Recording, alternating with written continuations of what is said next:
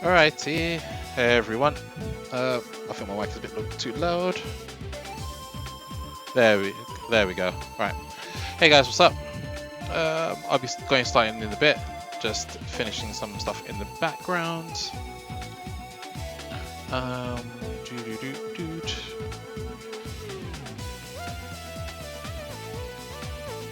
Hope everyone's okay. So, just to give you an idea of how this stream is going to go, like, I think my mic is really loud. Basically, I've got some stuff to show, and we're going to just talk about various capture cards and stuff. This result card captures are blatant. I'll be answering any questions in chat at any given time. Towards the end of the stream, however, I'll be doing a couple. I'll be doing a couple mini reviews of some of the equipment that we use as well, and I'll also be taking questions and answers towards the end. Also, keep in mind not everything in here is gospel. This is just literally 12 to 13 years of experience. So my experience could be wrong, but I think after dealing with this enough time, I think I have some ability to talk about it in some way. But yeah, so also I'm a little bit under weather, so if I look like a mess, I'm sorry. But yeah, I am excited to actually do something like this though. So I think this has been a long time coming. I was sort of speaking to a friend about it yesterday, so I kind of thought, I should do this. There'll probably be about 5 or 6 episodes of this. Capture cards are probably the best ones to start with because it's like it's capture cards. They're unilaterally super important compared to everything else. So yeah, it is what it is. But I'm looking forward to doing something like this anyway. So right, let's get started. Let's put on some more calming music on. Mega Man ZX is fun and all, but like it's not really the flex that I want to go with. Might be about putting in something from Metroid or something. There we go. Awesome. Right. Hello. Right. It's me with my giant Gundam poster in the background. But yeah, so this is a bit where we're going to talk about all the stuff related to capture cards and stuff like that. So it's to talk about my previous experience when running events. I've been running broadcaster events for probably around 10 years or so. While I've not always been at the broadcasting station at all times, I have been the one that set up the tech either in advance or been in a situation where I've had to do maintenance midstream or so on and so forth. A lot of the equipment for example, a lot of NGI events before recently was been some of my personal equipment and stuff that has been carried over to some of my home stuff. I do have some examples of some of the stuff here. So for example, this is a Thunderbolt enclosure, which we'll go over later, and other bits and pieces. And I've had my hands on multiple different types of kit and stuff like that. So whether the stream works or it doesn't work is usually my responsibility. So more often than not, it doesn't work. So I could tell you all the things that don't work in an event, but I could barely tell you the stuff that do work. So there's that. And I have some other bits and props and stuff like that. So that's been my personal experience doing broadcasting. I'd probably say the 2 most high-profile events I've worked on was obviously there's the Revo where we had the Arc Revo qualifier. That's one of them, and I think the other one, probably one of my most challenging ones, is probably the King of Iron Fist Europe qualifier that was had at the Bandai Namco office. And the only reason why that one was hard specifically is due to the fact that they were running on the arcade cabs. So nice, it's usually my responsibility as well. So yeah, so that's usually what it comes down to. But at the end of the day, it is what it is. What it is, and if you want to be interested in streaming at events and stuff like that, or broadcasting at events, the biggest advice I can give to you is that it will never go perfectly all the time. There'll always be something wrong, and how good you are as a streamer at an event is all about how well you can adapt to a situation where something doesn't go wrong. So it's not about how good you can press buttons. It's about how good can you think on the fly if something stops working. And I've been at events where a graphics card in the PC has not worked. I've been at events where the hard drive has died. I've been at events where the capture card has blown. I've been at events where the power has gone.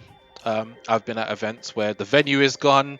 So when it comes down to it, there's a lot of stuff that comes into broadcasting, which is really important. That a lot of people that want to get into it tend to not realize, which is super integral to this and stuff like that. I'm gonna put my camera down so you can see the. I'm wearing the NGI t-shirt today as well. So yeah, if it's happened, I've done it all. But at the end of the day, that's not really the main reason why we're here. We're here to talk about what is important at an event and stuff like that. Do you know what? It's start from scratch. Sometimes I might as well do it, to be honest. And the thing is, it might not even be an NGI event. I've had this issue at like the Red Bull gaming sphere in London, and they use up to like 90 grand worth of equipment and stuff. Hey, Eternal Dragon, what's up? What's up? It's all good. Not bad, not bad. I'm about to start this tutorial real quick. So if you see, I will sometimes divert off into another subject, and sometimes I will verge off. So please bear with me while I do. I did have a sort of like a mini script, but the more fluid I am, I feel is the better I think this presentation will go. Right, so let's get on to our first slide. So when you want to load, what is a capture card? So a capture card is important because at the end of the day, if you equipment quality, that's the best way to put it. Equipment doesn't mean anything if you don't know how to use it. And there's so many times where I've encountered a situation where people have invested in equipment and don't know how to use it, and that's really important. They're not actually PowerPoints, but they're just literally just like PNGs that I put together. Nothing too special, but I just wanted some simple stuff to sort of get the idea of what I'm trying to get across. So what is a capture card? Capture cards are really important because they make or break your presentation in this day and age. We live in a world where capture cards are considerably cheaper, and they're a lot more cost effective than they were, let's say, 8 years ago. But also our format of how we get those signals are different. We have a sort of a unified HDMI format, which has been really nice, which means that market capture, because of the consumer, it's more of a consumer based signal. A lot more people are more willing to use HDMI, so capture cards have gone that way, and obviously games consoles have pushed that and stuff. I mean, we've dropped stuff like component and we've dropped stuff like composite. However, if you want to talk about arcade stuff, which we'll go towards the end, those are actually really important as well, and conversions are a lot better and stuff like that. So capture cards have become integral to a broadcast, and you can't run a FGC stream, no matter how big or how small, unless you have at least one capture card with you. I've seen it when people's capture cards have failed and they've had to use like webcams or cameras to watch a match and stuff like that, and sometimes that just happens, but it's so important in this day and age, and I think people need to just remember that when they start off. So when you're starting with a capture card, it's to display a video feed of something that has a display output. So yeah, stuff like that basically. So display output, it doesn't just have to be a console, it could be a camera, it can be a PC, it could be anything. Yeah, back with the black and Chelsea. Like anything that's got an output feed, you want a capture card for it. If you want the best possible quality for your broadcast, you need something like that. So that includes game consoles, PCs, cameras, are all compatible with capture cards in some form or another. Depending on which one, depending on what sort of camera you use, and depending on which sort of console you're taking a feed from, or even depending on the output of your PC, all changes what capture cards you use. And if you can't change what capture card you're using, if you can't change your capture card, if you can't change the output that you're using, you would have to change the converter and stuff like that, and we'll get towards that towards the end. Not all capture cards take all devices. This is really important. Anybody that has done events during back in the PS3 era know that the PlayStation 3 has built-in HDCP in it. Sure, you can use, and don't take my advice on this legally, you can use stuff like HDMI splitters to get around that, as well as using component to HDMI converters. There were very easy ways of getting around it. It was annoying, but it was possible.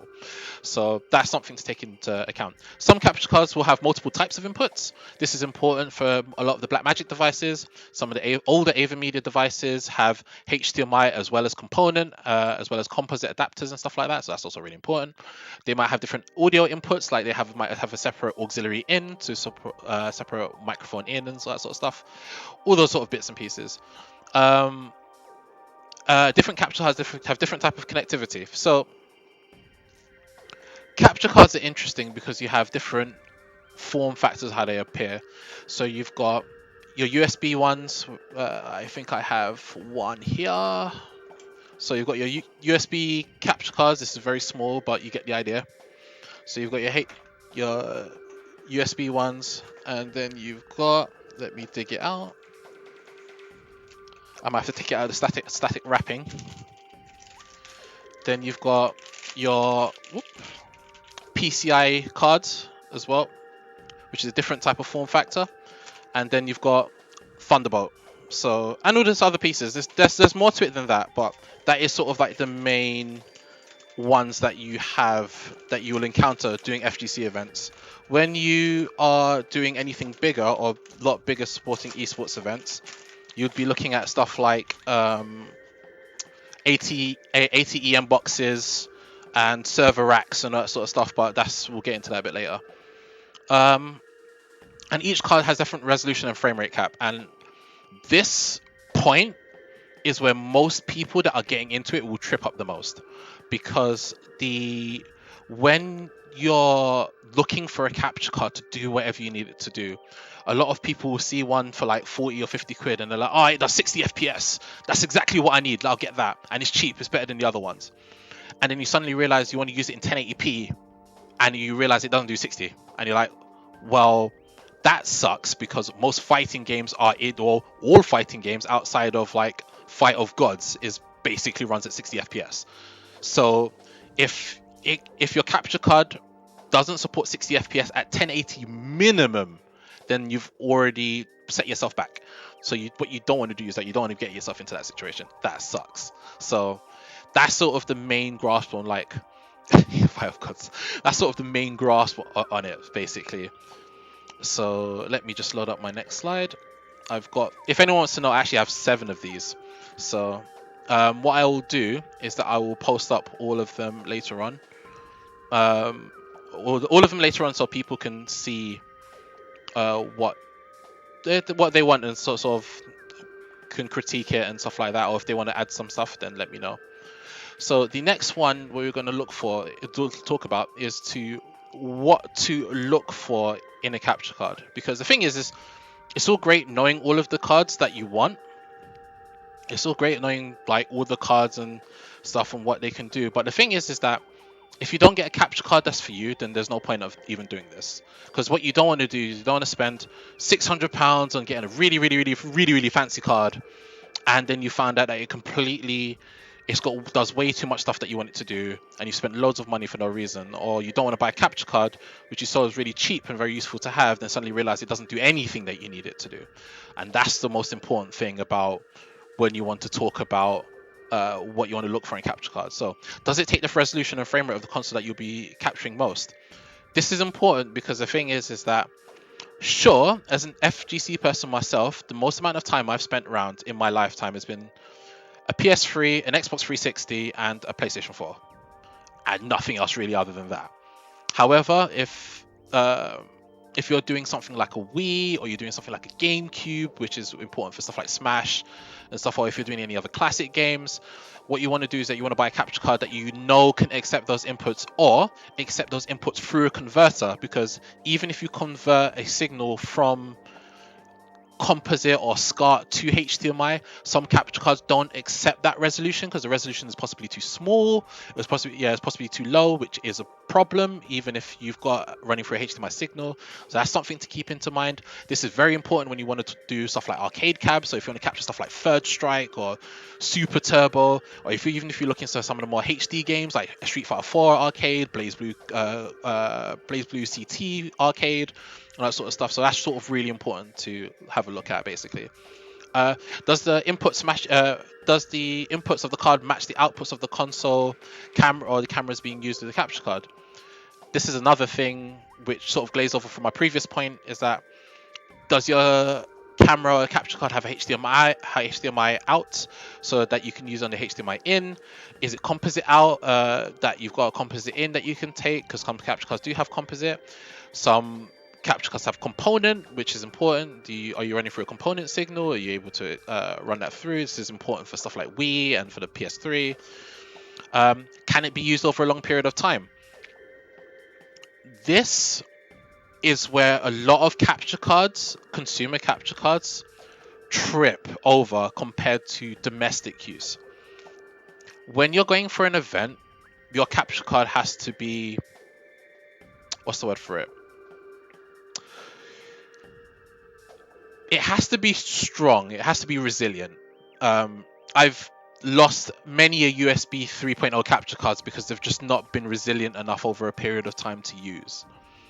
Shout outs to both Elgato and Ava Media on this, because I've had both of them crash on that. I've had my Live Gamer Extreme overheat after 5 hours. So, and usually the average time that I'm broadcasting at events for both East London Fighters and oh, that is my phone going off. Let me set that to silent because I know that my phone is quite loud. Sick. So even if you're streaming, like personally for me, the average time I stream at events is about 8 to 9 hours, and 8 to 9 hours is a very long time. And your card has to be able to accept being used for that long. And so you'd run into issues like desyncing, you'd run into issues like overheating, you might lose the signal occasionally. All that sort of stuff sort of plays into buying a capture card. Can your capture card be used over a long period of time? Sure, running a home stream is one thing, but running a stream where the venue might be hot or it might be cold, or there's a lot of ports flying around, so there's a lot of static electricity going about and stuff like that. All of that is really important. Can your computer and laptop support the device? So, for example, there is no point of buying a PCIe capture card for a laptop. It makes no sense. Unless you've got a Thunderbolt enclosure, which we will get to that later. Most PCIe capture card, PCIe capture cards don't work on laptops. Simple as that. End of story. No discussion. But you could say exactly the same thing for buying, for example, like an Ava Media Bolt, which uses Thunderbolt 3 for a Ryzen CPU PC, when Ryzen CPUs don't natively support Thunderbolt 3. It's a completely pointless thing to do. So that's what you have to keep in mind: is does it support the device? Does the capture card supported by your system? And there's even a situation where, for example, because Thunderbolt 3 technology is Intel technology by default, even if your laptop has a USB Type-C 3.2 connector, which most Ryzen laptops do have because it's a new form factor in terms of input, they don't carry the same amount of bandwidth as a Thunderbolt 3. So you might see like a Live Gamer Bolt and think, right, my laptop's got a Type-C connector, I can use that. You buy it, you plug it in, and you find out that the transfer speed is not high enough. So that's really important to remember when you're buying a card. Does it support how many cameras you could use in a presentation? This is a different question, and this is more for the more advanced level of it, where um, are you going to buy a capture card which is a times 4 or is it a times 8 input slot? It's got 2 HDMI inputs or it's got 4 HDMI inputs, um, all that sort of stuff. But is it required? And you're like, possibly not, because maybe you got a couple webcams to supplement your stream, or you don't have a system that supports that many capture cards. That's also important. Are you using a laptop? Are you using a PC? Are you using a micro ITX PC? Are you using micro ATX PC? Because you might not have enough PCIe sockets on the board and stuff like that. All of that sort of things come into it. But if you're using like 5 camcorders in your broadcast, then you need a capture card with multiple inputs. And there are capture cards with multiple inputs. We'll also get to that later. And more importantly, budget. If you're doing an FGC event, you're probably broke as hell. So you probably have no ass money at all. So the most important thing is to look at there is, with how much will this capture card improve your presentation, and is it worth it? And that's what you have to ask yourself. Does it increase the quality amount that it's worth it? Or would you be better off buying something else? Or maybe in the audio department, like better microphones or a better mixer, or it might be better lighting for your cameras, would save you having to move from a camcorder from a webcam. Loads of different things. So that's basically the what you would need to look for. So next we will look at the the type of form factors, or just as a basic aspect of just capture cards in general. So if anyone has any questions in chat, please drop some questions. I don't mind answering them whenever I have a quick look. See, I do have the chat open as well by the side, so if you have any questions, I will answer them. So this is sort of like the basic hierarchy of capture cards in general. So whenever you're starting off, the beginner level is usually your AVerMedias, your Elgatos, your Razer cards, or any unbranded cards that are really, let's say, they're made for sort of the gamer at home streamer sort of thing. Not very useful at events, but they can be useful at events depending on which ones you buy and how you're going to use it. Quick side note here, actually I'm going to turn off my camera as well because it's blocking off some of the presentation. There we go. Keep in mind that some cards have better effects depending on what type of system you're using.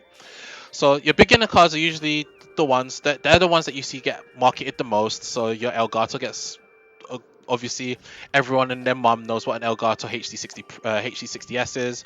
Everyone and their mum knows what a Live Gamer Extreme is, or a Live Gamer 2, or Razer have got their Ripsaw, I think it is. I've never really had time for Razer cards, to be honest with you, because they've never had they've never been good. So and yeah, I will be calling out capture cards and stuff in this presentation as well. And then you got your unbranded ones, which is like one of the ones I showed you there and stuff, and all these sort of things. Keep in mind, a lot of the capture cards, like the AVerMedia and Razer, use the same type of PCB, so they're not really that different. When you want to move on from them, or if you've dipped your toes in, you're like, right, I've really started to find my feet in broadcasting, I'm really getting the hang of it, I want to step up to the next level. So there are more capture card companies than this, but these are just from personal experiences that I've used. So the intermediate to advanced is Blackmagic Design. Everyone knows Blackmagic Design, for better or for worse. Magewell and Aja, and basically they all have different types of supports. This is the bit where you're starting to move. This is moves away where you start to get rid of stuff like composite and component as input devices, as input ports, and then you start messing around with SDI HD. And SDI HD, we'll get into that a bit later, but this is where the industry sort of kicks in. This is where your capture cards stop costing around 100 to 150 pounds. This is where they start costing 300 to possibly 1,500, depending on what you want. This is the bit where you get capture card with multiple inputs. This is the sort of capture cards that you get with that's got 4K resolution across all these other sort of features in terms of high speed, transference speed, plus 60 plus frame rate. They might support super low resolutions as well as super high ones and stuff. And also keep in mind that most of these capture cards have no pass through.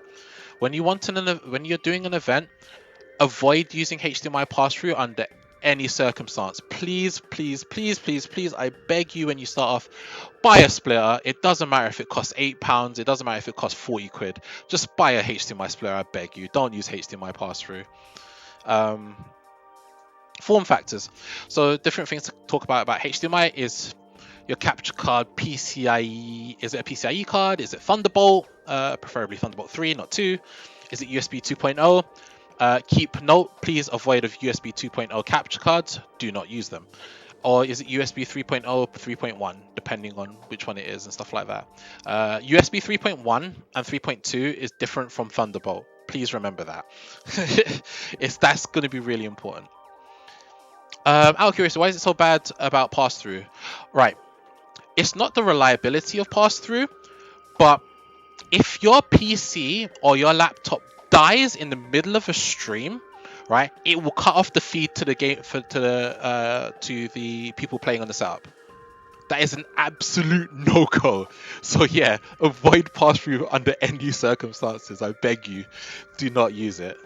There's nothing worse than the stream dying or a laptop or PC blue screening, because there's always a possibility of it, and it takes down the feed from the game as well. It's super bad when it happens. Don't do pass through.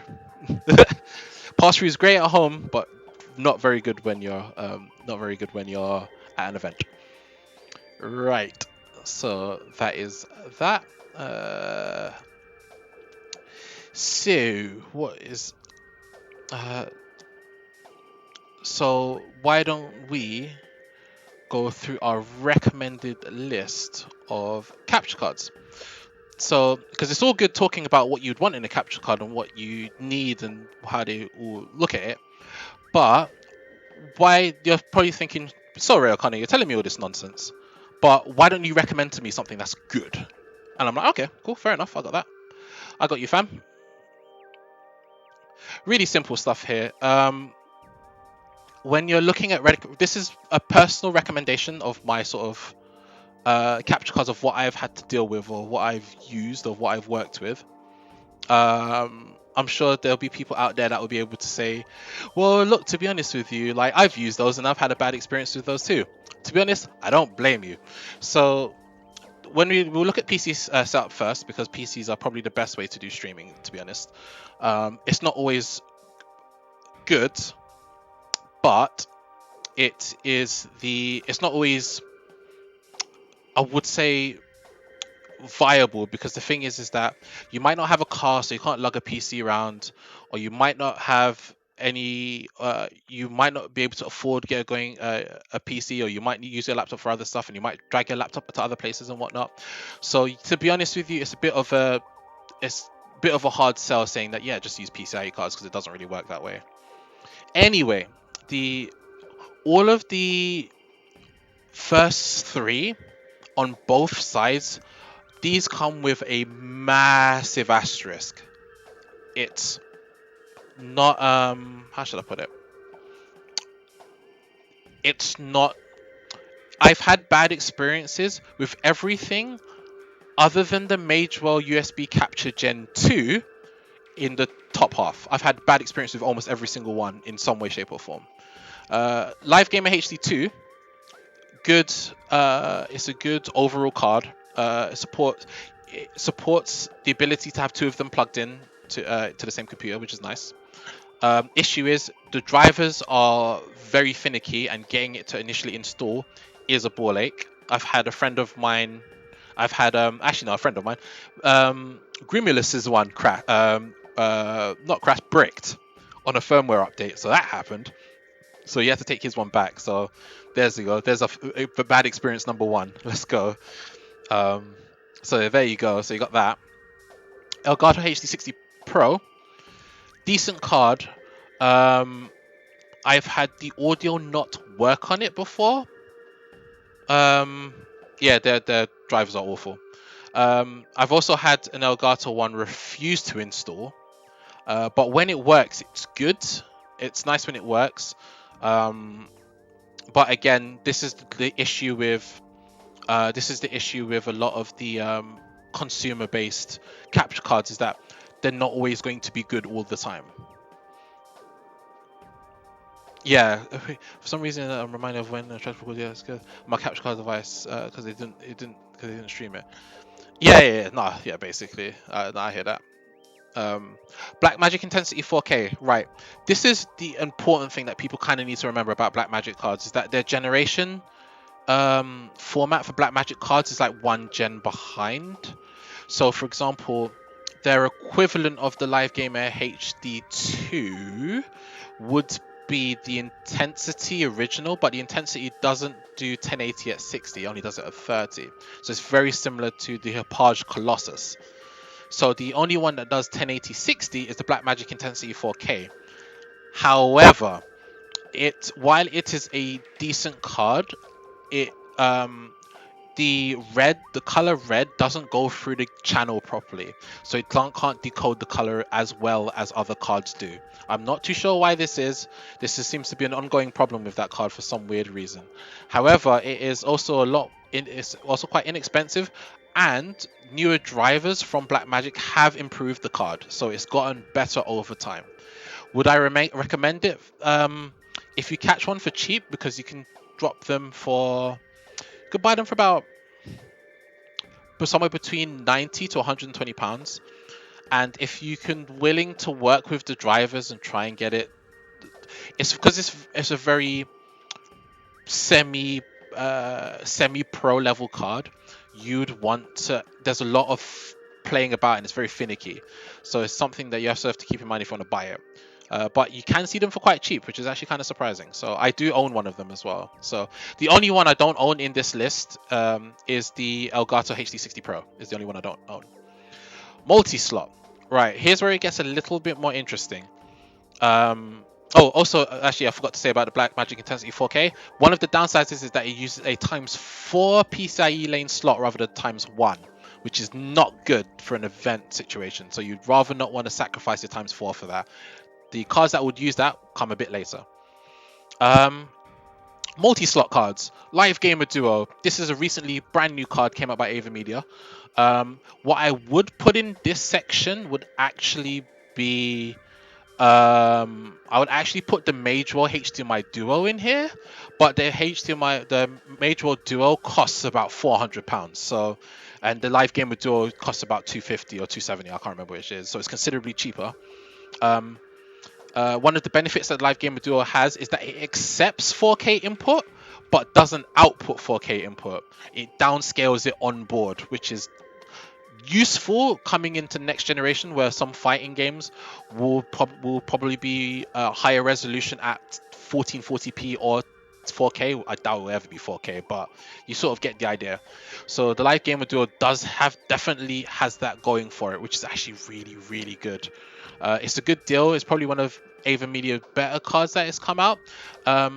If you actually, before I go on, if you want an in-depth look on any of these cards, I definitely recommend going to Epox Fox's YouTube channel, because he's literally got a review on every single one in detail with latency, inputs, all that sort of good stuff. So this stuff that I won't even bother covering here, because it's way out of my out of my comfort zone. Blackmagic HDMI Quad. This is new. Would you say a 4K capture card is worth it, or stick with 1080p capture devices? Right. That's a good point. That's a good question. For events, I would say 4K is pointless, because you're streaming at 4K. We're not streaming at 4K for another 5 years. That is absolutely not happening. B, at an event, it's very unlikely that the tournament setup will be on a 4K display. It's very highly unlikely, so there's no point of worrying about it. Yes, what's going on in E? So having 4K input is 4K for home stream is great, but 4K for events is not really necessary. I wouldn't say now. The only thing 4K input is good for is that if you're doing game feed only recordings for very specific things, that's when it's useful, because that's when you can show your flexibility for when you're doing an event or a presentation and so on and so forth. So it's, if you're doing just the FGC events, I don't think it's worth it. But there's loads of asterisks and caveats to that, so which requires a lot of context. But it's a fair enough question. I think it's actually very good, especially coming into this next generation. Right, moving on to Blackmagic HDMI. I've put in brackets the SDI as well, but because there's an SDI version of this card, but the newer one is the HDMI Quad. This is my new personal favorite card. I originally hated this card when I first got it, because the Blackmagic drivers, anyone in NGI would know this, that Blackmagic drivers are like dragging, like it's like dragging a PC through like compost, basically. Like it's just not good. And then out of nowhere, Blackmagic released this amazing driver update which changed everything. So one of the benefits that it has that it didn't have before is that it's got automatic configuration to resolution that your device is set to. Brilliant. You, in an event, you would never want a situation where you don't want a situation where you want to manually set the HDMI signal, the resolution for your capture card to match whatever its output. You hate that. It takes too much time and it's long. So it's got automatic configuration. Excellent. It outputs up to 4K on all ports, and it's a 4-input card. Fantastic. It also is cheap for what it is. To get one of the HDMI quads, it costs around £380, which is amazing for a 4-input HDMI device that where all the ports support 4K. Excellent, absolutely great. The only major downside it has is that it uses a times 8 PCIe lane slot rather than times 4. And the reason why that's important is that that means it cannot fit in a Thunderbolt 3 enclosure. That's its biggest weakness. So take that into account before you buy it. However, I can give it a glowing recommendation currently at this time. The only thing it can't support is lower resolution devices that are lower than 480, I think. So that's the only thing it cannot do. But it gets a gold star on my recommendation list as of January 21st, 2021.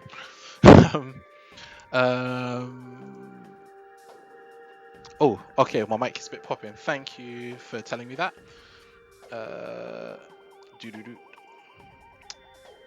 Right, where's my presentation? I've lost it. Right, so our next card is the Major HDMI Quad. This is NGI's most long usage card. Actually, I'm going to put the camera on. I'm going to put the camera on myself real quick, because I actually do have one to show, believe it or not. So this thing here is a Magewell inside a Thunderbolt 3 enclosure. Very fantastic bit of kit. It is a very, very, very good device. I have never gone wrong with it. It is. I remember giving a glowing recommendation to. Oh no! It's only the only reason why it's massive is because it's an enclosure. It's a PCI card in an enclosure, so it's not actually its true size. I'm not going to unscrew it to take it out because it takes quite a long time. So with the HDMI Quad, it's probably one of the best cards because it's super flexible.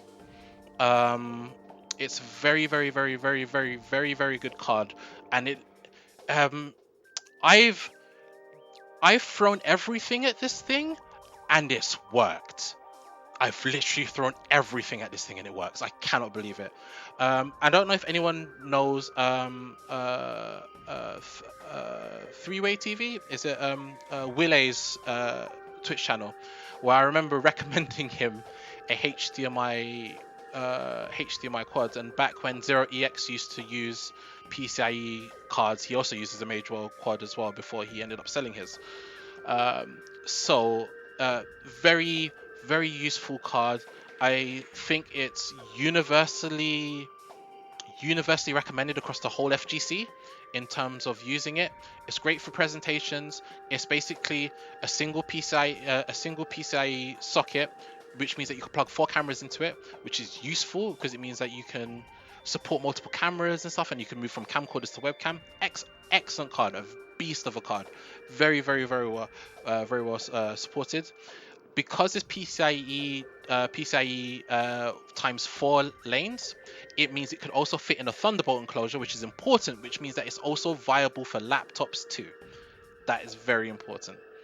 So that is the only real downside is that it doesn't support more than 2K times 2K resolution. That's the only downside to that card. So it doesn't support 4K. But by not supporting 4K, it could use in a Thunderbolt enclosure because it runs on PCIe times 4. So there you go. And our ATEM solutions, these are super specialized, but basically ATEM solutions are massive capture card boxes which you plug all of your inputs in, and then you control that capture card box via network via the Ethernet port. Very specialized. I won't go into too much about them, but they are solutions if you are, for example, using an Apple to stream, if you're using an Apple Mac to stream, or a laptop that doesn't have a lot of inputs but has a lot of CPU power, or a very specialized ones, you the ATEM solutions are very effective for that. And while they're very expensive, they usually come with between 4 to 12 inputs already in there. So if a lot of bigger events use ATEM boxes rather than using capture cards. So when you look at Evo presentation, when you're looking at for example, the Nintendo, some of the Nintendo events and stuff like that, they will lean towards more like the ATEM boxes rather than like traditional capture cards like us plebs use. So there you go. Right, so onto the mobile and laptop side. Oh man, it's like 10 to 8 already. I am very sorry, I've drabbled on quite a bit.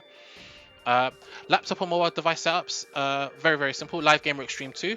This is better than the original. The original is very outdated now, not very good. The Extreme 2 does take 4K input and does it through via pass-through, so there's that. And it's a lot more stable as well because it uses a USB 3.1 Type-C input. Very useful. Elgato HD62, HD60S, another very useful card. 2 of these has single-handedly saved a Red Bull stream. These 2 Pebble-like capture cards put in more work than the Red Bull Gaming London's 90 grand SDI setup. So there you go. Very useful cards. Have the same weakness as other USB 3.0 cards as well. They have a tendency to overheat. They do have a lot of lag, and they do have a lot of they can have latency as well, and they can desync if you're not careful. Magewell USB Capture Gen 2, best card out of this. They're highly expensive. They're around £250, 300 plus for one. But these are really good cards. They get really hot, but they are stable. Super stable. I don't know how they do it. Magewell are just gods when it comes to this. Very good. Very good boxes. Them. If you're using a laptop, specifically Intel laptop, here's a couple Thunderbolt 3 enclosures that you can pick up for your capture cards. The Akitito Thunder 3, very good baseline. You've got the Sonic Express Echo 3, which is what NGI uses. Definitely has my recommendation. It's got a gold review on that. The only thing about Thunderbolt 3 enclosures is please do not plug them out while your laptop is still running. Don't do that. That's like pulling out a PCIe card in the middle of while the PC is on. Don't. It will blue screen and things will go really badly. Don't do it. Just don't. I've had someone accidentally plug out my Thunderbolt 3 enclosure while my laptop is still running. That was not good. It's not good at all. So please don't do that. And then you got the StarTech TB31, a very good baseline enclosure. Um, was this just charge? No, it wasn't that one. That's a different story altogether, but we won't go over that. Um, um, yeah. So what we can Thunderbolt 3 enclosures cost around £250 on their own, and that doesn't include the capture card. So if you're gonna budget for one of these things, I recommend putting aside a good £400-500 if you want to use a Thunderbolt 3 enclosure, because they're expensive. And ATM solutions for laptops, all of the previous ATM solutions that I said before all can work in here as well. One specific one, oh god, yeah, I remember that. That was awful. See what happens when people don't pay attention? Jeez. The Blackmagic ATM Mini Pro. Right. This is new. That's come out. And if you want a capture card, if you want a if you want an ATM box which is small and portable, I definitely recommend this. Not the original, but the Pro. The Pro is good. I definitely recommend that. The Pro is definitely very useful. And basically what the Pro does is that it's a giant HDMI switcher. And what it does is that it takes on board 4 inputs of HDMI and it allows you to switch from the box itself. It only outputs one, but when you're in an FGC event, for example, you won't have the arena cam commentators, and crowd cam all going on at once. It's not going to happen. So it's a very good side piece to a presentation. So definitely a very good one. So we let's talk about the cards that NGI uses, because I think that's really important. Because the thing is that it's all good saying that recommending all of these cards, and you're kind of like, okay, cool, you've recommended me these cards. Have you used them before? I can say, yeah, we have. So we at NGI we have 2 configurations of streaming laptops and PCs. We're quite I wouldn't say these are built over time, so these are going back quite a few years. Our PC was originally bought for us by Rice Digital slash P-Cube with the capture card as well, and that was originally for the Guilty Gear European qualifier that we had aeons ago.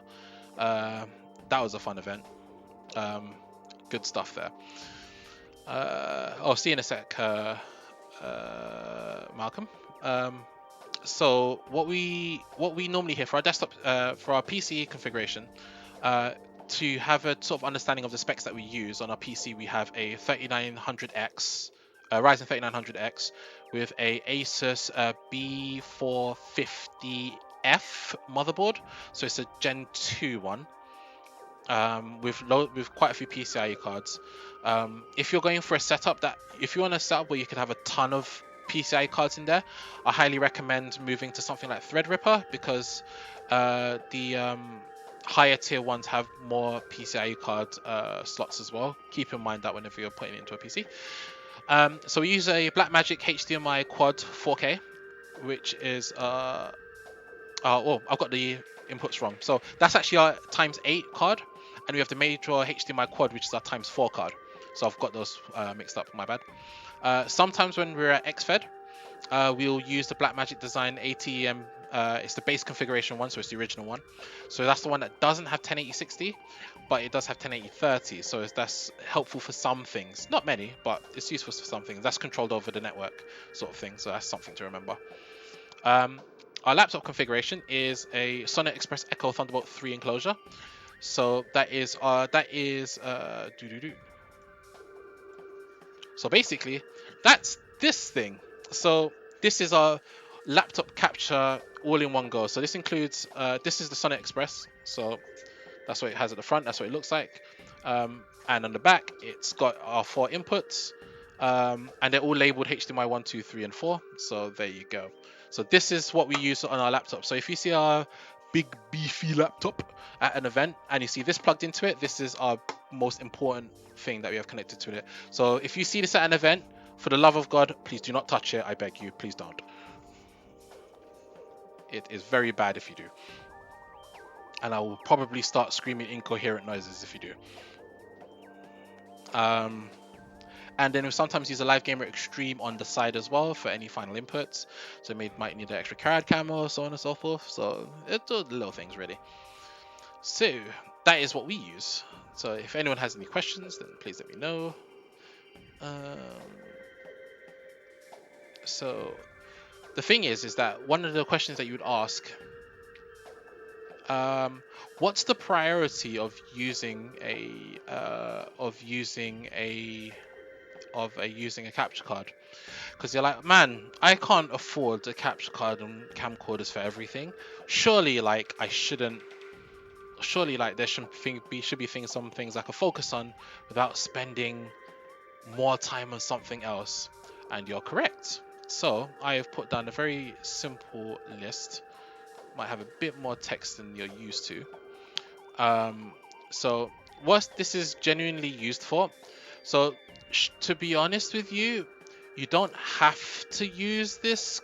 You don't have to use this this list. This is more of a general layout of how I do things, but it might be using these rigs when when it's the borders. Do I have no idea? That would be. Oh man, can you imagine me taking back the NGI PC to do a home stream? Oh my days, no way. Absolutely not happening. Welcome back, Byron. So, when you're using a capture card, even to this day, and I'm not going to lie to you, I still occasionally use webcams depending on the presentation I'm using. If it's a local event where I don't need to be as flashy or anything, I'll be like, all right, then cool. I'll get tangles. Oh man, no, I thought you were gonna be started on that game. Now is absolutely not the time. So with this, it's so I still use webcams personally in some broadcasts.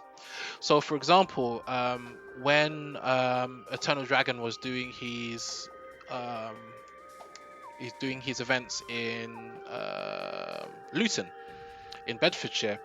I asked him if he wanted me to like broadcast his event or do local recording for his event and stuff like that. No, I did not ask him if he wanted to, if he would pay me to do so. I've known the guy for ages. He's a great TO, and he was getting his feet off the ground. So I kind of thought, look, my way of supporting him would be like, look, do you want me to go and help with his events, and stuff? It's not too far from me and stuff. So taking that event as a whole, it's a smallish event. 32 to 40 people max, possibly. I'm right. I don't have to go out of my way for this event. So what I can do is that I bring the laptop down. I bring 2 capture cards down, one for the game footage, one for the game footage and one for my commentator camera. When I have the commentator camera, so there's one for each there. So those are the 2 most important ones. Since your game footage, you can never run it on anything other than a capture card. It's super important. That's one of the only reasons why you should have a capture card, really, if you're starting this event, just to capture direct feed. Commentator, because your commentator is going to be your commentator setup is going to be your second most important setup there. Yeah, once COVID's over, we'll definitely get into it. Like, I'm definitely happy to help out. So with the commentator cam, it's going to be great if you use a camcorder for it, because the thing is that you want people to look the best on camera because they're the ones that get the most amount of focus when it's not the players and stuff like that. And the thing is that usually your camera and your settings are tuned to those people, so you definitely want those ones to be the guys that you would want to see most. So it's definitely I definitely recommend having a capture card for that. Commentator and game footage minimum. Right, definitely game those minimum. Player cam, due to the how many different sort of configurations you get of player cams, I have used webcams on player cams before because they tend to not have as much focus on them, especially for smaller events and stuff like that. So it's not necessary. If you do have it for player cam, I say go for it. They can definitely improve your presentation a whole lot.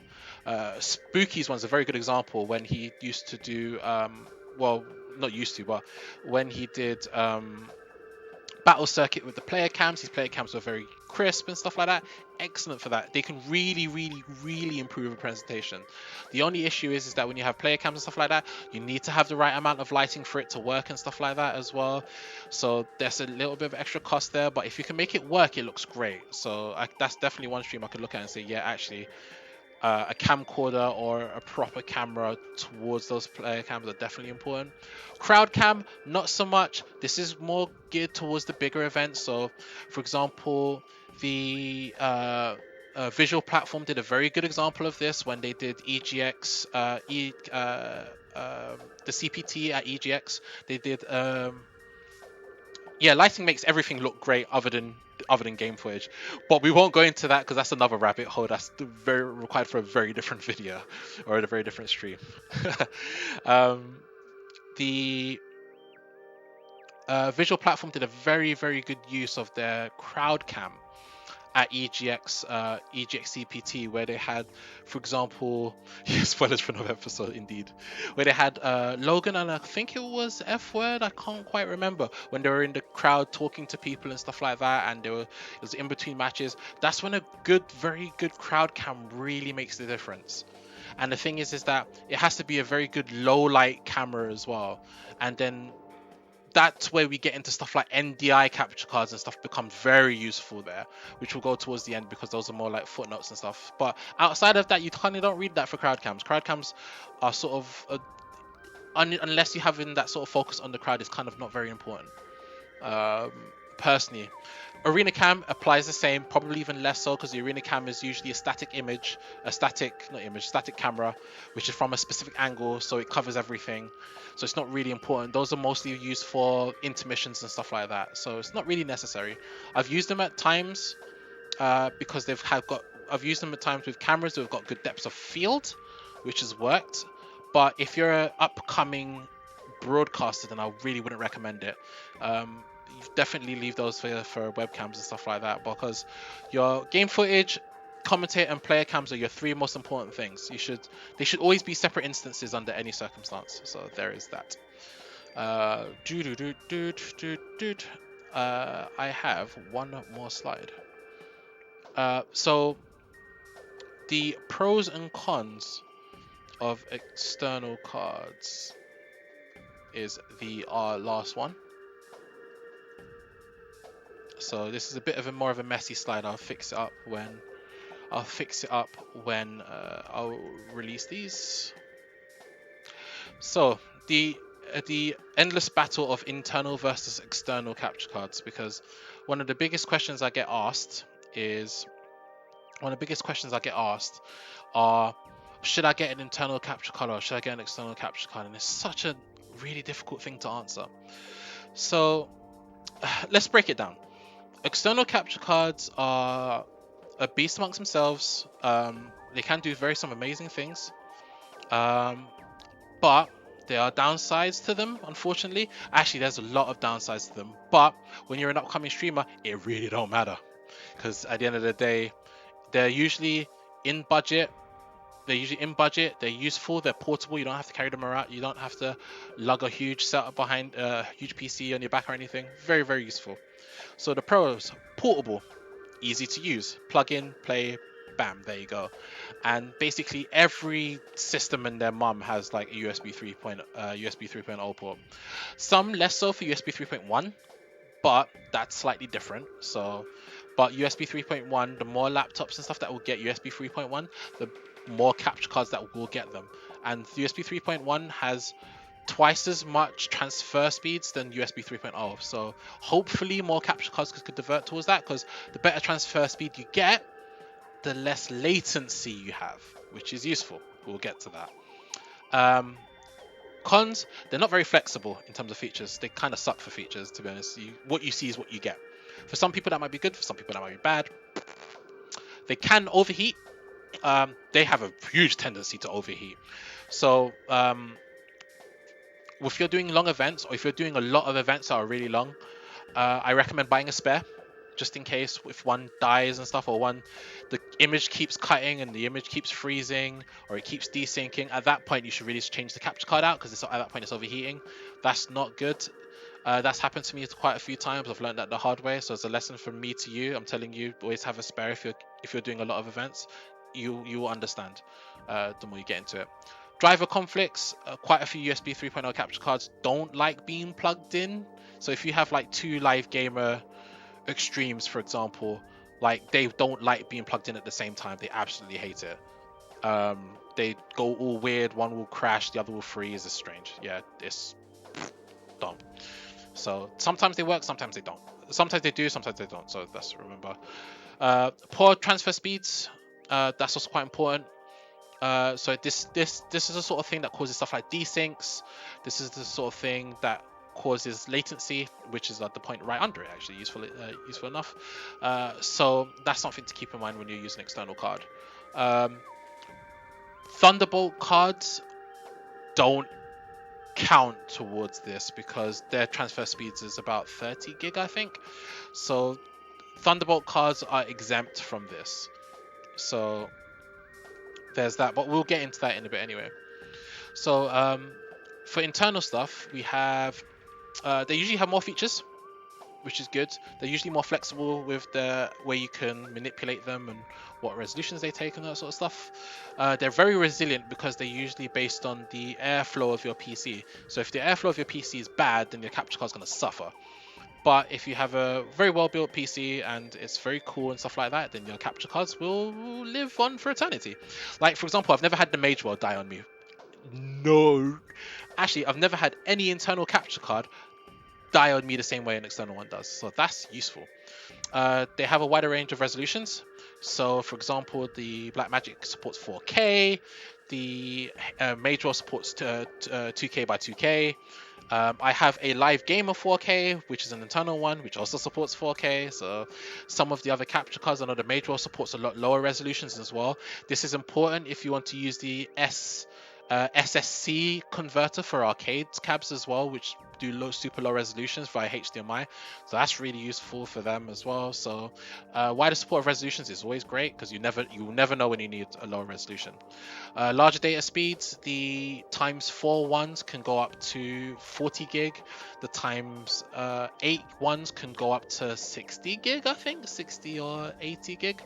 So very, very useful. That means that they can support multiple high resolutions at high frame rates all at the same time. Exactly what you need in the presentation. Input variety. Some of the Blackmagic prosumer cards have like multiple SD slots with HDMI and a weird DVI connector on top of it as well. So they usually are a lot more flexible with how many inputs they have and what type of inputs, which is great. And they're super low latency, which is the most important thing that you need when you're doing an any sort of event, is that you want your stuff to be super low latency. There's nothing worse when your commentators are talking and you could just see that slight delay between when the lips move, when you hear their voice and when their lips move. It sucks. It's annoying and it frustrates me and other streamers to absolutely no end. It sucks indeed. Cons: you need a PC for it to function. Doesn't work any other way. Unless we'll get to that, the amount and spec varies heavily with the PC's form factor. This is important because if you, for example, you're like, right, I want to get into it. I want to use my my Ryzen 5950X in a micro ITX build for streaming an event. It's got all the power I need and everything. Right, fam, you've got a micro ITX board there. Where are you going to put that capture card, fam? Silence. So yeah, so if you're going for a PC, if you're going to build for an internal capture cards or internal events PC, please use ATX. Don't use micro ATX. I've been through the micro ATX life. It sucks. don't do it. Stick to full ATX because you want as many PCIe slots as possible. Not even just for the time, but you want it to be able to future-proof it. If you want to get bigger cards or more cards in general, please get ATX. If you're a real baller, if you're a real baller, you can go for extended ATX, which is the Intel Xeon brand or the AMD Threadripper brand. That's the TX series boards as well. So those are expensive and the price jumps up exponentially. But if you have that much money and you're doing that many events and you want to be able to use 3 or 4 times 4 HDMI input cards, then I highly recommend going for that. Then going for like a consumer-based standard ATX build. Also, getting an ATX build motherboard that has a times 16, a times 8, and a times 4, and space for times 1 is really rare. So please keep that in mind. Very few motherboards actually do support that sort of configuration. Luckily, I bought the Asus B450F, and that was good for that. Internal cards for use of a laptop, you do require Thunderbolt 3 port. Right. This is a horrible rabbit hole because Intel really sucks at communication. But Thunderbolt 3 is not always Thunderbolt 3. There are 2 different types of Thunderbolt 3. You've got your base Thunderbolt 3, which is on, usually you see on, yes, and USB 4 is coming soon. We will get to that. USB Thunderbolt 3 kinda sucks because no laptops will ever tell you which one they actually are. So you've got 2 different types of USB. You've got 2 different types of Thunderbolt 3s. Your original Thunderbolt 3 is your times 2 is 2 times 1 PCIe lane slots, which means that you only have a transfer speed of 20 gig, which is not enough to run a times 4 input capture card like the Magewell or like the Ava Media 4K or the Ava Media Live Gamer Duo. It does not support those. You will only ever find this out about there is a big comparison chart to say which laptops have which Thunderbolt 3s.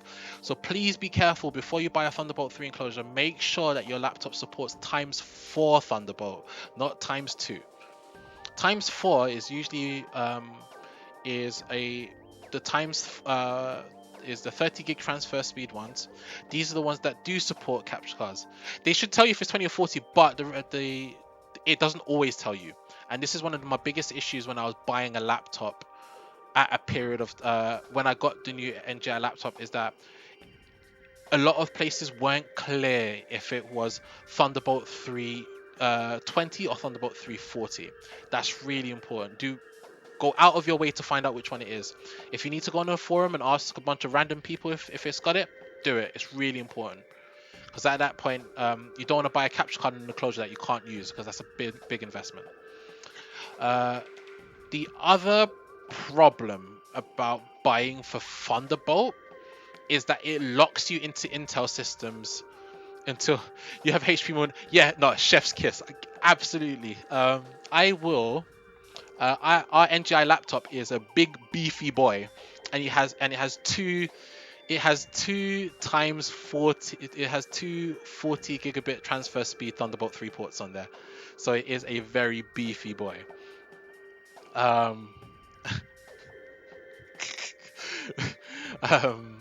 So it is a bit of a beast, but the downside is if you're going to use a Thunderbolt 3 device, is that it locks you into Intel currently.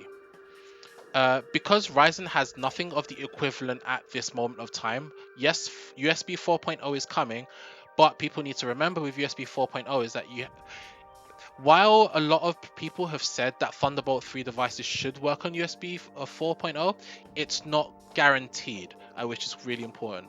And unfortunately, Intel currently have the inferior CPUs needed for streaming.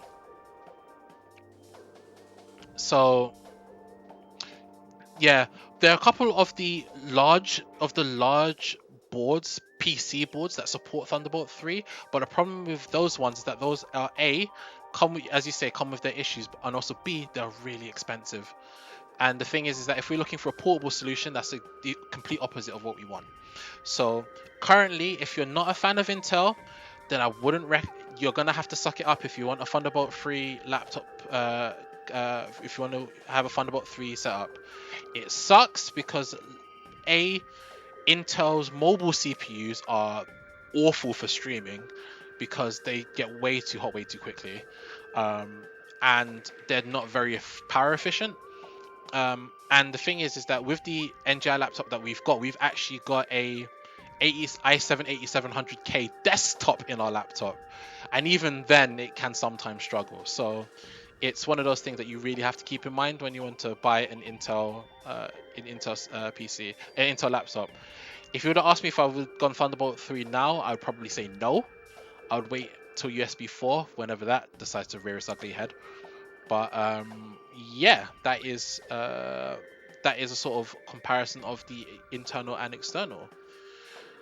And I think that is the end of my slides. So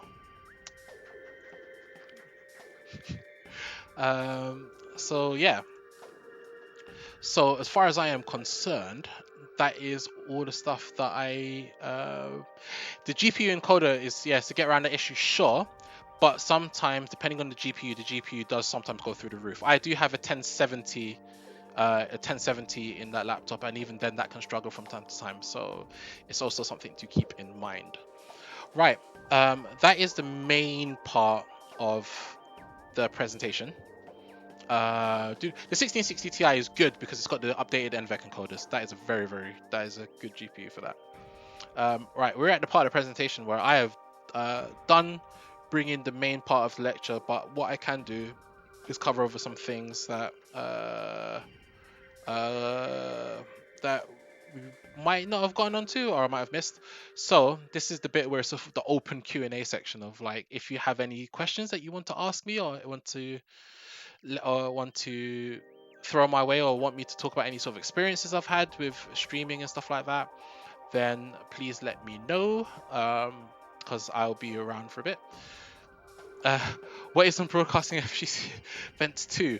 I am going to have a think about that because I need to make sure that I have the right content and right thought process behind it. Capture cards is sort of my thing, so it was very easy for me to write up.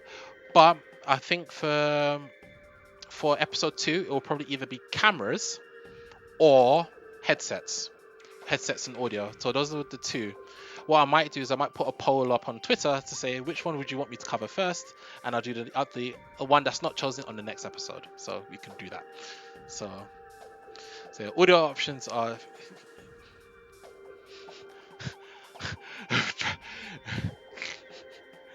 I think I could shorten it to that as well, actually. I think that works out. Right. So, does anyone have any other questions on any of the stuff that I've talked about already? Does anyone have any questions? Mage or Black Magic? Ooh, that's a tough question. I will say this. My camera keeps auto focusing on me. Right. If you want budget and you're using a PC, I say go Black Magic. If you're using laptop and you've got a bit more money to spend, then Magewell. The Black Magic has got better future proofing than the Magewell, but it's slightly less reliable than the Magewell, and the Magewell is definitely a lot more effective there. SDI or HDMI? Oh, right. The professional part of me says SDI all the way.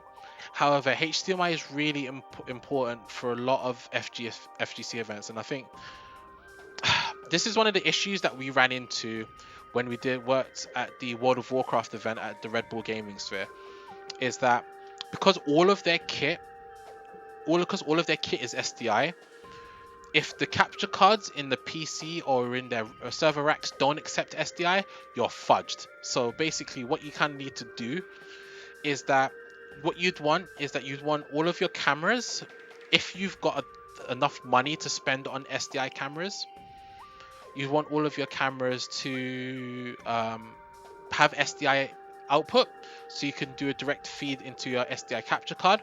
But please leave the HDMI output of the console how it is, because converting that to SDI and all that sort of weird stuff does some strange things sometimes.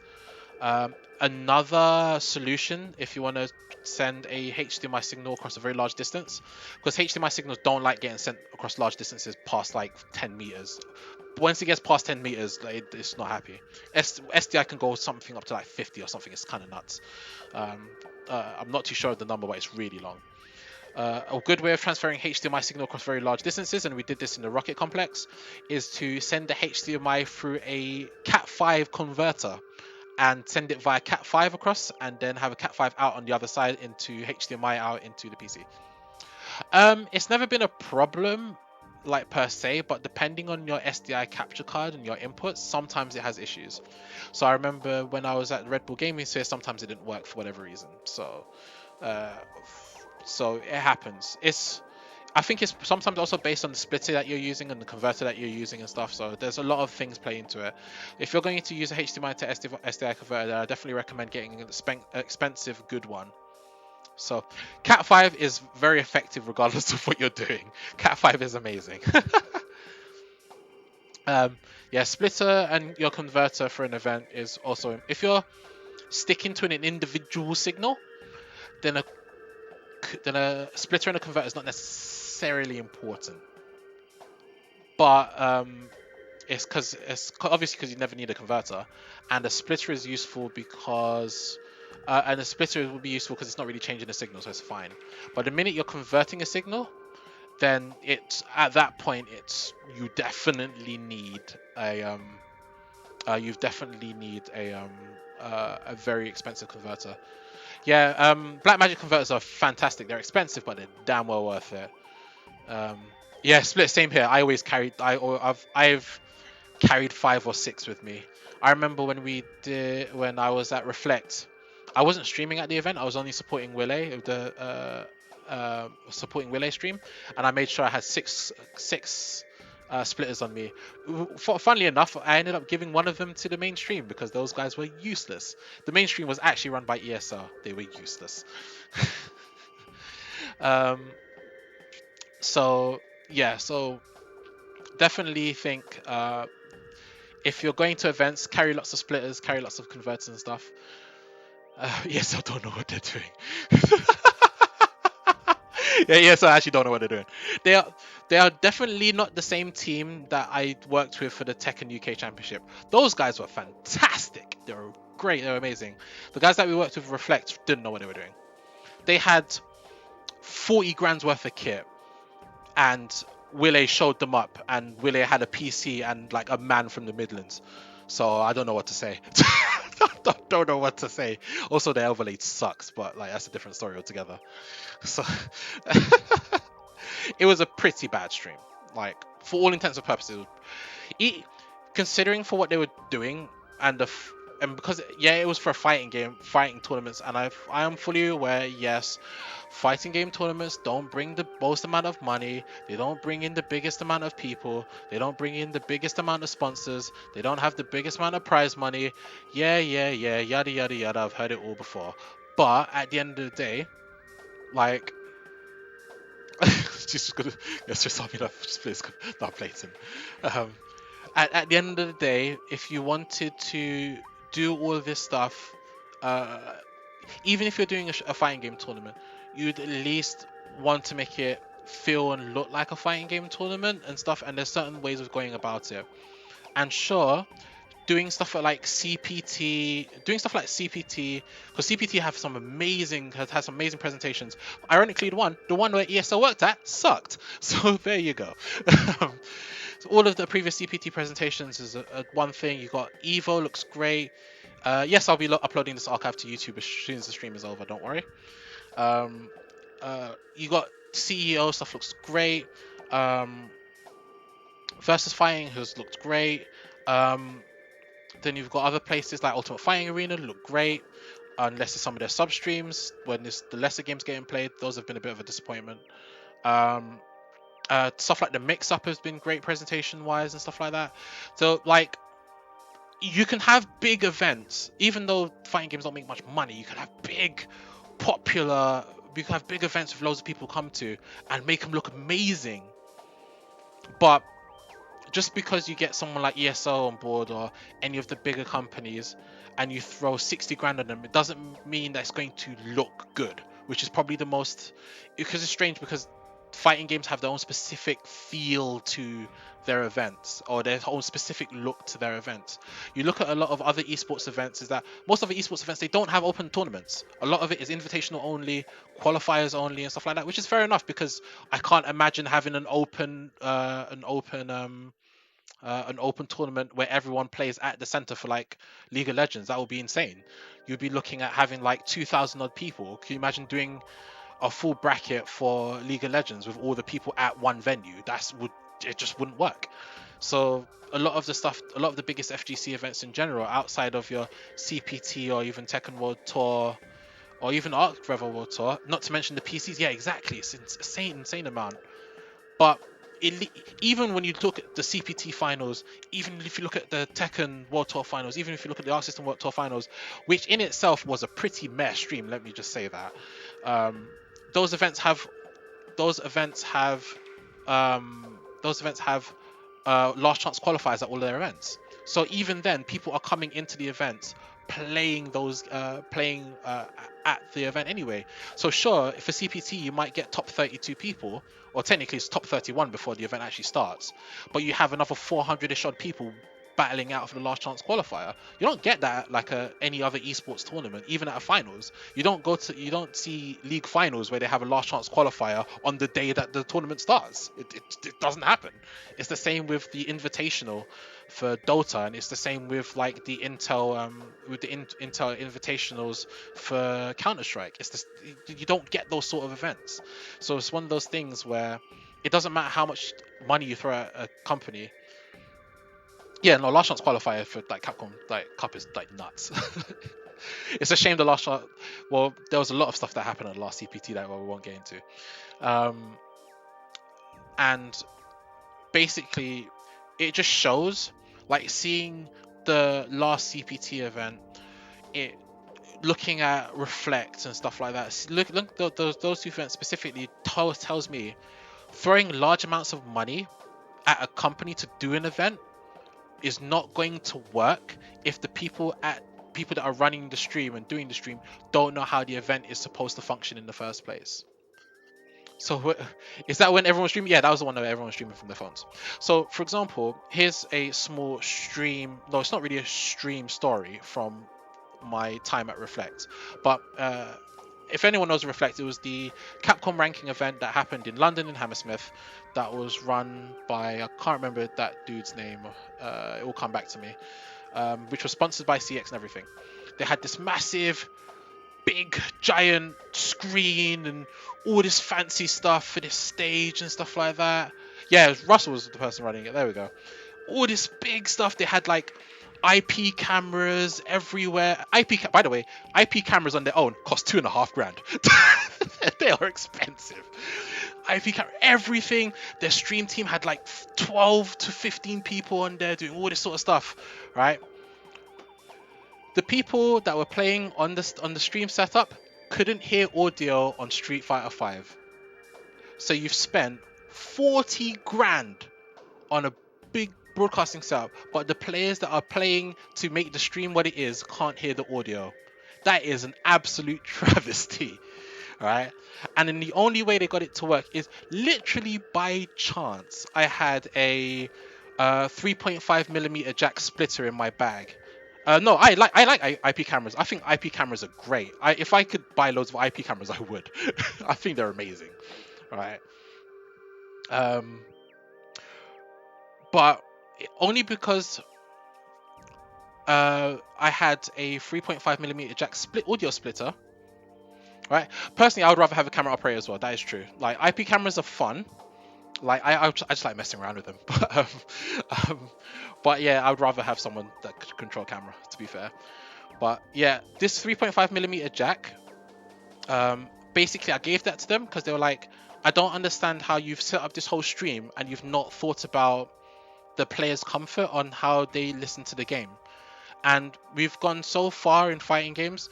Like I know that there's the whole conversation about arcade scene and stuff like that, and how the arcade atmosphere is always loud and there's always pressure of always like having one game and off and stuff like that.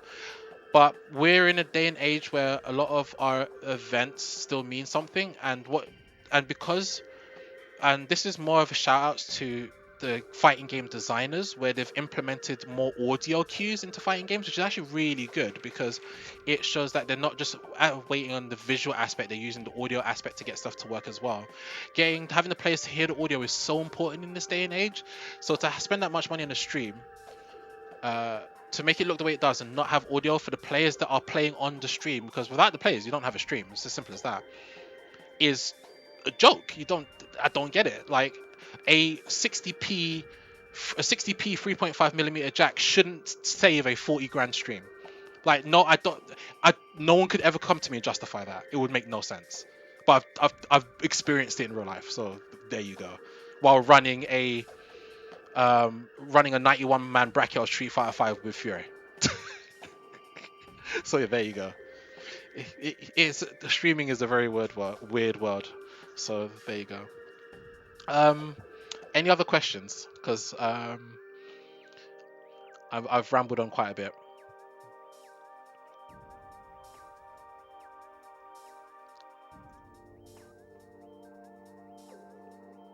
Usually with the lag of the stream, I usually have to just give it a minute. But um, the FGC horror stories will only appear if it's relevant to what I'm saying. So I won't unnecessarily bag on people, because to be honest, I've run some pretty bad streams myself. So like I can't even talk that much. So, but but the thing is that I would like, sure, I might say to someone, oh yeah, actually that doesn't look that good or stuff like that. But if it's like a big company that are spending five figures, well into five figures on an event, that's when I sort of think, actually no, maybe they shouldn't be the ones that are doing it. Sort of thing. Maybe it should be more of a community stuff. Can we get a Wii Geek episode of even SU? SVB I can't cover because it's not really relevant to broadcasting, unfortunately. But Wii Geek we can definitely talk about, because there was some stuff there that's not FGC related but is very important. We'll cover Wii Geek when we do audio. So I promise you that. Yeah, I definitely promise you that. But SVB I can't cover. That's not, unfortunately, that is not relevant. Um, SVB is more administrative stuff, and that's a very different story, sort of thing. Like, but the thing is, SVB has been covered to death. The hype meter, summer vacation barbecue, the hype meter. Oh god, yeah. So the hype meter is hype meter. Actually, we'll cover the hype meter because it's actually kind of relevant. Um, we originally did Revo. When Revo first broke off to become its own event. It was originally run in the Bowley Meadow Community Center. Shout outs to the guys. Shout outs to Erica and Clara. They're one of the most amazing women, and Revo wouldn't be the size it is now without those two. Like, seriously. Anyway, originally that had a decibel meter originally in the venue. So and this never came up because it was never important. It was literally never important. On the Friday of the event, we were doing finals. I think it was during like under night or something. I can't remember. People went nuts at like a play, and the decibel meter went through the roof and immediately shut off all the power to the room. So to avoid the issue for the next 6 hours until we rerouted all the power to go outside, everyone had to golf clap for the rest of the day. Oh my word. And and when the stream chat gets more hyped than the crowd, because it was great, because there was times where you see someone go, yeah, and oh, I was if the circumstances weren't so dire, it was hilarious, absolutely hilarious. Would I ever go through that again? No. But was it funny? Damn right it was. Oh man, that was great. Hey, diabetic bread, what's going on? What's going on? Actually, one small thing I'll cover before we finish is the last thing. Um, is arcade machines. Right. If you're using a jammer board or an old school cab, Third Strike, so Naomi 1, Naomi 2s, CPS 2, CPS 3s, you need, I think it's an SSC or a SCC converter. I can't remember which one it is. I'll link it in the description on the video when I put this on YouTube. The OSSC, yeah, that's the one. Thank you, Gundam. That's the one I'm looking at. So you need one of those to get a good image out. Those are probably the best converters you could buy. Highly recommend getting one of those. The Magewell should work with one of them. I've had issues with my Magewell, but I know that Willay's one works with it, so I don't know what's going on. So that works. That's a thing. With arcade cabs, with more modern day arcade cabs, so we're talking about Taito Type X2s and onwards. Please keep in mind, a lot of people actually don't know this, but a lot of the Taito cabs, and think Tekken 6. Actually, I don't know Tekken 6, no, but the Taito X2 cabs are 16 by 10 resolution, not 16 by 9. So it's 1280 by 768 or something like that. It's a very strange resolution. So capture cards look very weird. Like after that, yes, Tag 2 onwards. There we go. Was it becomes a very weird resolution. So please keep that in mind if you're doing arcade streaming if you're doing arcade footage. Some music games are like that as well. Some music games also as well are 16 by 10. It's 16 by 9 or 16 by 10 flipped. So it's a vertical screen rather than horizontal. So please keep that in mind. So you would probably have to reorientate it as well. Then we have some really weird things, like for example DJ Max Technica, for example. When you load that into a capture card, the screen is actually flipped horizontally, so it's like it's mirrored. Yes, Tekken 7. So we'll go back to one event that I did was the Tekken 7 King of Iron Fist qualifier for Europe. Because the Tekken 7, the way Tekken 7 cabs work, if you have a separate input plugged in, the Namco arcade board security kicks up, and obviously it doesn't like it when something else is plugged in when it's not. And usually it has to be like a certified signal through like one of the do you know if you've been to Japan and you've seen the Gundam setups and you have a single Gundam setup on its own? Those are sort of signals that it's looking for if it's to be plugged into. If you don't have that, the game sort of gets really upset if you plug anything else into it. So what you have to do, you have to let the game boot, go past the Tekken 7 debug menu. This is all good insider knowledge, but if you ever run an arcade, this is really important. Once that boot up process is finished, in between the process where it uses the board's configuration where it checks for the USB security devices to when the game initially starts up, you plug your capture card in then through the splitters. At that point, the game will recognize that the original monitor has already been plugged in, and then it will run as normal. Unfortunately, the HDMI on the Tekken 7 cab does not take audio, so please be aware of that. So you need to split your 3.5mm jack signal directly from the PC. Some music games, when you do this, will cause the game to crash, so you'd have to do this at a specific timing as well for other games. That's also quite important, so there you go. So yeah, so arcade cabs are a bit more weird, but they're usually on a case-by-case basis. But usually just plugging it into a capture card doesn't always work. So you usually have to pick a timing of while it boots, or sometimes they carry weird forms of HDCP. So for example, on the Technica 3 cabs, if you plug out an audio cable, the game crashes for whatever reason. So I don't know. So it's very strange how it works. So but usually they're on a game by game basis. So you usually have to do quite a bit of testing to get it to work. I've done Taito X2s and I've done Jammer and Naomi's, but I haven't, and some music games, but not all of them. Technica 3 setup is it now that I own a Technica 3 cab now actually, and the setup that I have it on now actually works. It auto does it for me because I get to choose what signal the stuff is in. Because Technic 3 actually runs on normal Windows 10. Luckily, not a lot of music games could actually run on a Windows 10 and above. If you've got a hacked version of it, that's also a different story. So, for example, if you're running a hacked version of, let's say, 2DX or pop and music and stuff like that, because it runs on Windows, this is a very different thing. But the original Technica 3 arcades, because Technica 3 doesn't run on a board, it runs on a hard drive and USB, similar to Pump It Up, which uses exactly the same system. Yeah, at the end of the day, those things exist, right? Because the thing is that because a lot of people will tell me, like, oh, I what's up, Frost? They'll be like, oh, I got a hacked version of this music game at home and it works fine. So the original arcade cab should be fine, when it works completely differently because the security on the board is different. The It's got specific board requirements of how it will work and stuff like that. All this sort of stuff. Um, all of this sort of stuff that really applies to capture cards and stuff like that is very different on an original board to play a hack.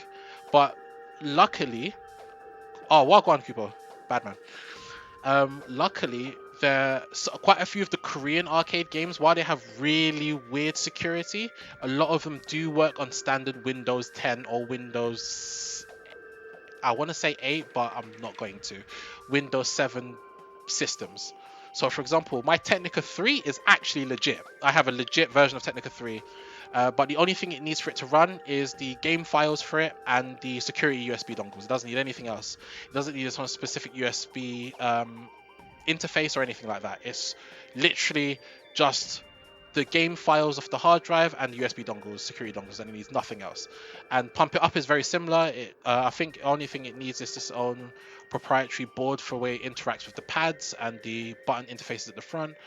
I think that's about it, really. So some arcade cabs is different from others, the way the security works. You can sometimes run it on Windows 10, but now we're talking about like arcade maintenance and stuff, which is like a bit above my pay grade, to be honest with you. So there you go. But yeah, in terms of capturing them, it's either simple or very difficult. It's never just one. So yeah. Other than that, is there any more questions?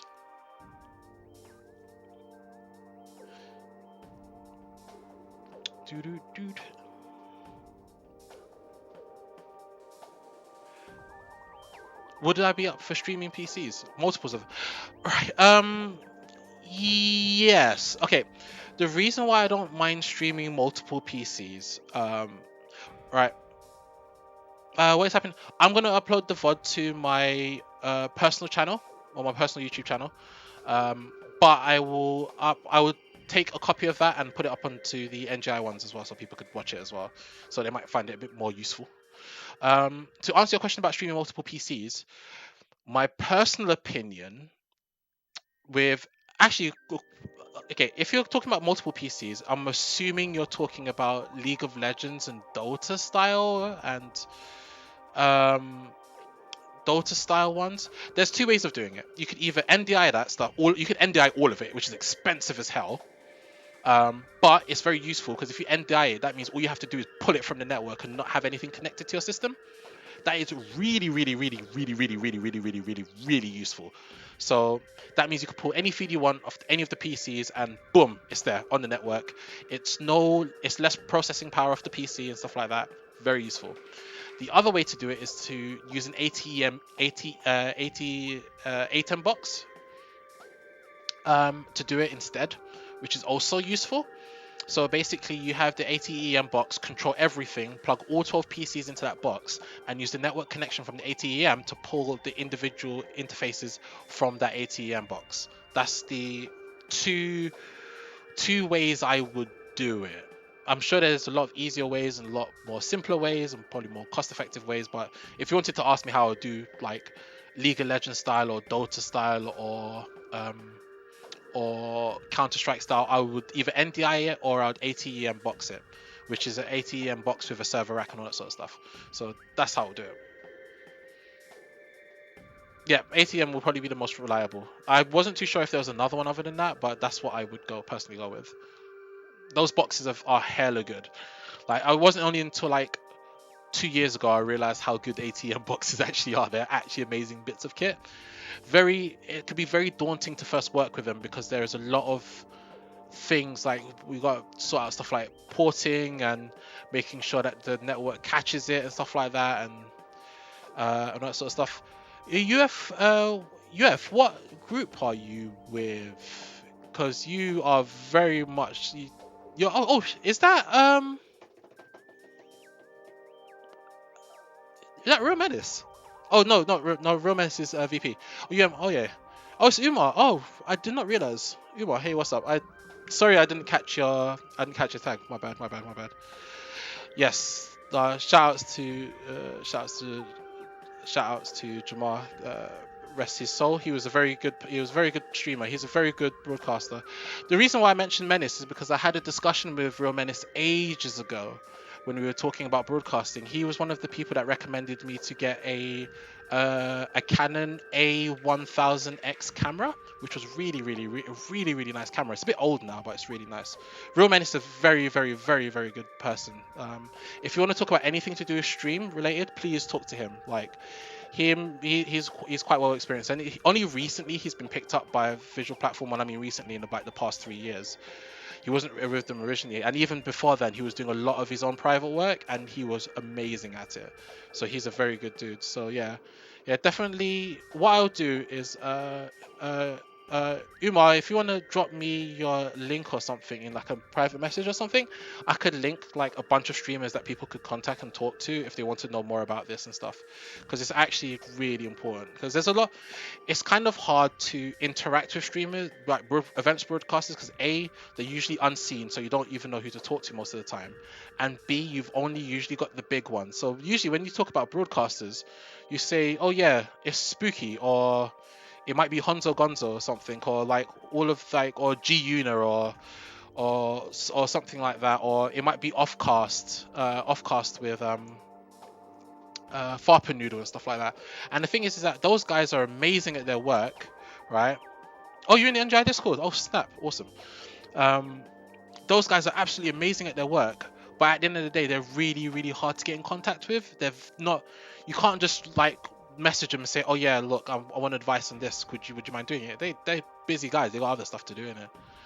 And all this sort of other stuff. So it's not easy to get in contact with. But in terms of the UK lot, there's you got Umar's always doing all the unequal media stuff. You've got Real Menace and the guys at Visual Platform are doing their stuff as well. You got Willie, who's doing a lot of stuff in the Midlands as well. I'm not too sure who's streaming in Scotland at the moment because they've passed over. They've had a lot of change in the hands up there recently.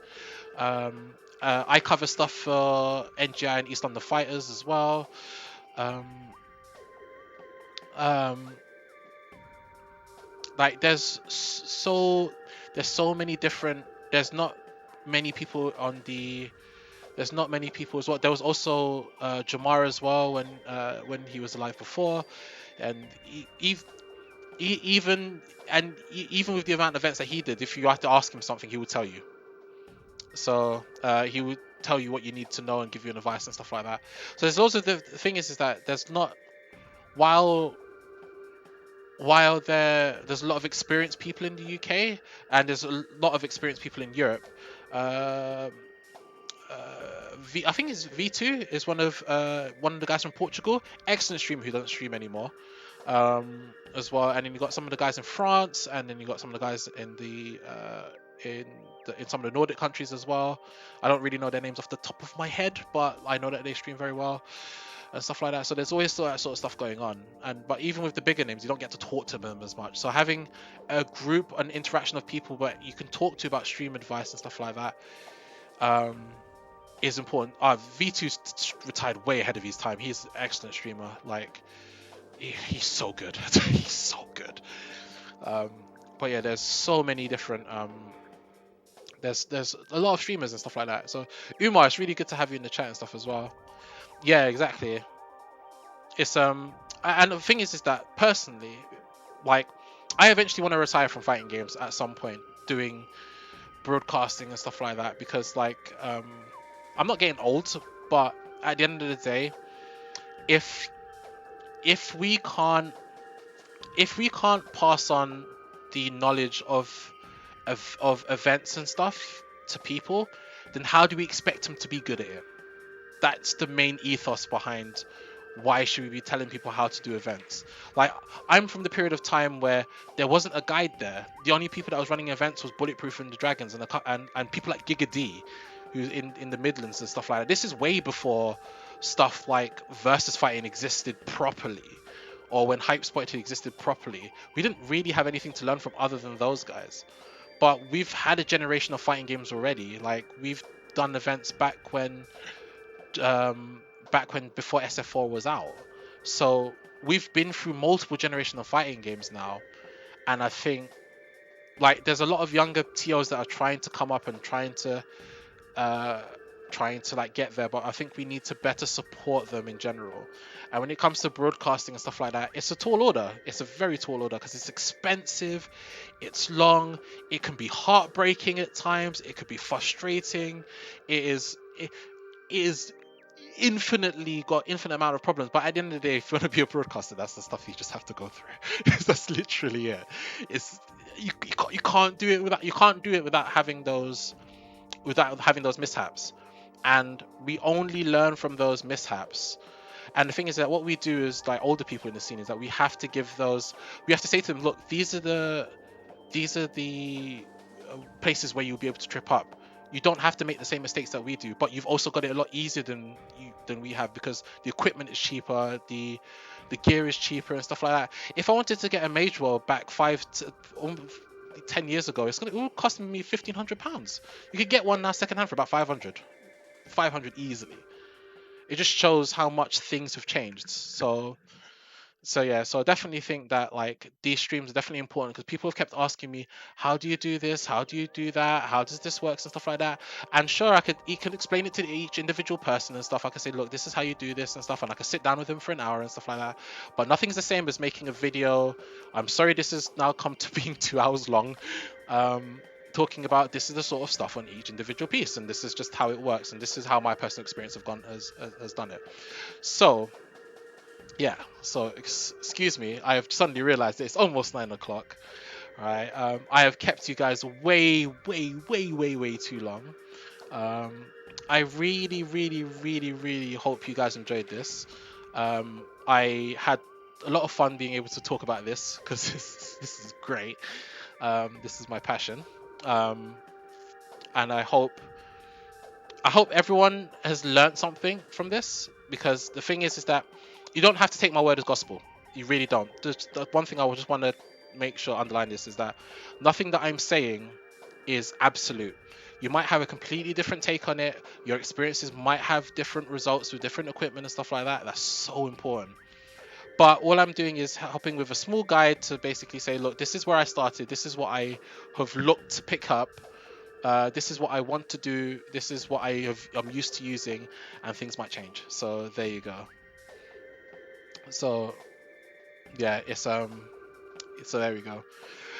Right, on that note, guys, I am going to set you guys free. Go play games for the evening and stuff like that and whatnot. I hope everything. I hope you've picked up something from this. If anyone has any other questions, please feel free to message me. I'm more than happy to take any questions. I will put up a poll on Twitter to talk about which ones you would like to hear. The two choices will be either cameras or audio. You guys will have your own choice. Which one's ever the highest will be put on next week's episode, and the week's episode after that will be the one that loses. So, and then we'll move on to something else after than that. But just to give you a quick taste, we're not only going to cover hardware, we're going to cover. I'm going to cover XSplit as well at some point, and I'll be also cover stuff like accessories and other bits and pieces and small things that don't really fit into other categories. It's only going to be like 6 episodes long, but it should be enough to cover majority of the things, to give you a sort of stepping stone to now you want to move on to what you want to do. I'll eventually cover overlays and stuff as well, but it'll probably be quite brief. Anyway, until then, we'll be C920. Don't even get me started, fam. Right. Until then, guys, look, take care of yourself. Make sure you stay at home unless you're a key worker. If you're a key worker, please stay safe. If you work in the NHS, I love you, and people don't treat you well enough and you don't get paid enough. Wear a mask at all times. Wear a mask. That's the main thing. Doesn't matter where you are, wear a mask. All right, safe. Peace, guys.